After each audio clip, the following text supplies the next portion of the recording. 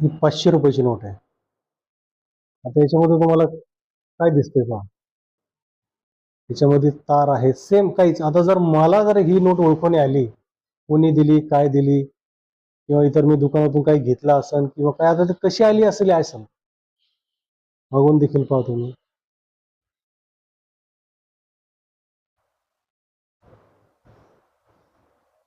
काहीच नाही, अगदी मिळती जुळती नोट आहे.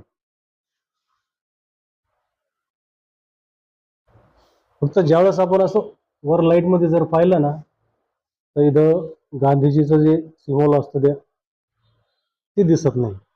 पण असं जर आपण पाहिलं तर असं दिसतं.